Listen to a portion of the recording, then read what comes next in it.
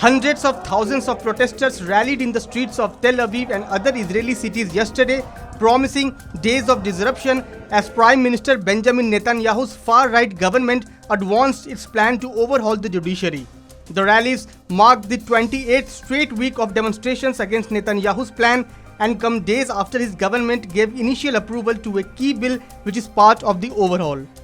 In Tel Aviv, protesters unrolled a large banner reading SOS and threw paint powder into the sky, streaking it pink and orange. Protesters in Tel Aviv were joined by others across the country. They brandished lit torches outside Netanyahu's home in Jerusalem and demonstrated in the coastal cities of Herzliya and Netanya. Handmaids, women dressed in red robes as characters from the dystopian novel and TV series The Handmaid's Tale, once again took to the streets. Their jarring appearance is meant to drive home the notion that if the overhaul passes, women could be stripped of their rights. The idea of protesting dressed as the characters from the famous TV series The Handmaid's Tale began in the WhatsApp group for Bonot Alternativa, or Building an Alternative, an apolitical group of women from all walks of society: secular, religious and ultra-Orthodox, Arab and Jewish.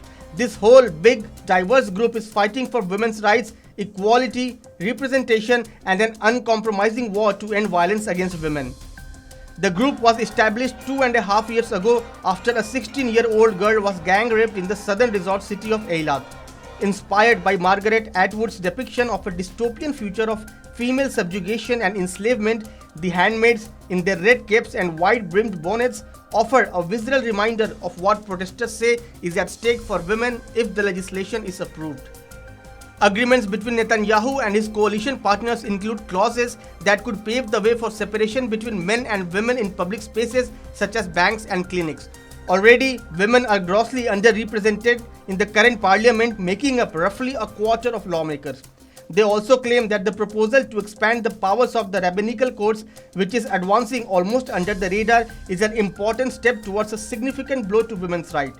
They say that those courts discriminate against women and that they have been warning for several weeks against the attempt to reduce their presence in the public domain, and the proposed legislative attempts will expand to include measures excluding women and against abortions. For them, the proposals are more about trammeling women's rights more than anything else.